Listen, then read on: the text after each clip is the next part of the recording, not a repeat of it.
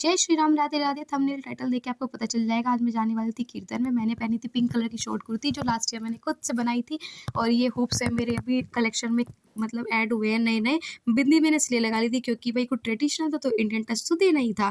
पहले मैं पहनने वाली थी शरारा सूट, लेकिन गर्मी थी बहुत ज़्यादा, दोपहर का टाइम हो रहा था तो इसलिए मैंने नहीं पहना। फिर डांस करती तो हालत ख़राब हो जाती। यहाँ हो रहा था मेरा आउटफिट चेक, क्योंकि कुर्ती मैं नहीं बनाई थी। और ये हेयर स्टाइल मेरा करंट फेवरेट है, क्योंकि अगर बाल खोलती हूँ तो गर्मी लगती है, पोनीटेल बनाती हूँ तो स्प्लिट एंड से मेरे को चुभते हैं बहुत ही ज़्यादा। तो ये सड़कों पे ना मतलब गलियों में, गाँव में ऐसे व्लॉगिंग करने का मुझे बहुत शौक है। मुझे बहुत ज़्यादा पसंद है, क्योंकि सड़कों पे जब कोई नहीं होता बेसिकली।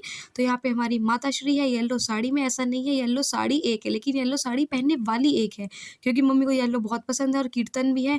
तो हम चले जाते हैं अपने नेबर के, क्योंकि भाई आस-पास वाली हमें सबको लेना था। हमारी अम्मा, ताई, चाची और ये डोकेश भाई हमारे नेबर के जिन्ने पे कर रहे थे विश्राम। और ये वाली जो विंडो है मैं इसलिए दिखा रही थी क्योंकि हमारे घर के बैक साइड में पड़ती है और इनसे हम कर लेते हैं अपनी पर्सनल बात। मतलब ये हमारा बाईपास है। बहुत अच्छे गुलाब हो रहे थे। और आज हमारी जो नेबर हैं, ये वाली अम्मा जी भी कुछ गुलाबो ही बन के जा रही थी साड़ी पहन के।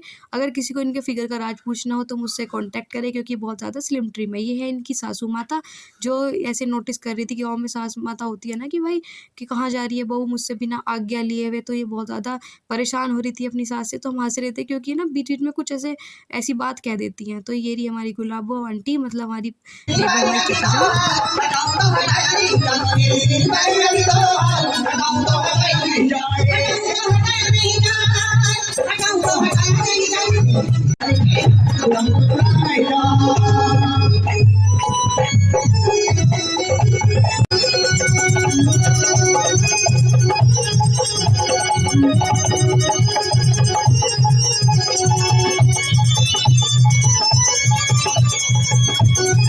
वाली माता तेरी सदा ही जय जयकारा शेरा वाली दा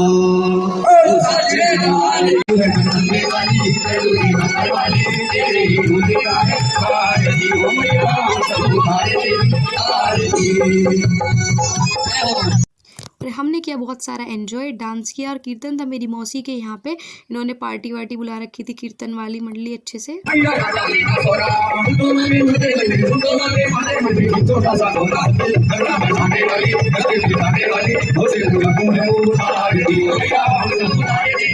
मौसी के यहाँ बहुत सारे रिलेटिव्स भी आए हुए थे, हमें बहुत अच्छे से ट्रीट करा। और मौसी तो मुझे खैर बहुत ही प्यार करती है। मौसी कहीं भी अगर जाती है ना धाम पे, तो भाई मेरे लिए कुछ ना कुछ हमेशा लेके आती है। तो मौसी ने मेरी टीचिंग करती है, वो तो शायद मैं आपको नहीं दिखा पाई क्योंकि मौसी बहुत ही बिजी थी काम में। उनके यहाँ रिलेटिव्स भी आए हुए थे, गाँव वाले भी थे, कीर्तन वाली पार्टी भी थी, खाना भी बन रहा था, हलवाई लग रहे थे, बहुत ज़्यादा काम हो रहा था। तो फिर हम आ जाते हैं गाँव की दूसरी सड़कों पर। ये वाला एरिया मैंने पहली बार ही देखा था भाई, मुझे देख के लग रहा था कहीं मैं दूसरे गाँव में तो नहीं आ गई, क्योंकि जो हमारे साथ आंटी थी ना, उन्होंने कहा भाई एक के यहाँ कीर्तन हो रहा है और बुलावा लगा हुआ है, तो ऐसे देखो छोड़ते नहीं। तो हमने सोचा चलो भाई कोई बात नहीं, आरती लेके पैसे चढ़ा के आ जाएंगे प्रसाद लेके। तो ये तो भाई बिल्कुल ऐसा लग रहा था मामला कि जैसे हम किसी बाग बाग में पहुंच गए। फिर जी हम लेते हैं बहुत सारा प्रसाद और आ जाते हैं घर। बने रहिए मेरे ब्लॉग में। Tata bye bye, love you. मिलते हैं नेक्स्ट ब्लॉग में। जय माता दी।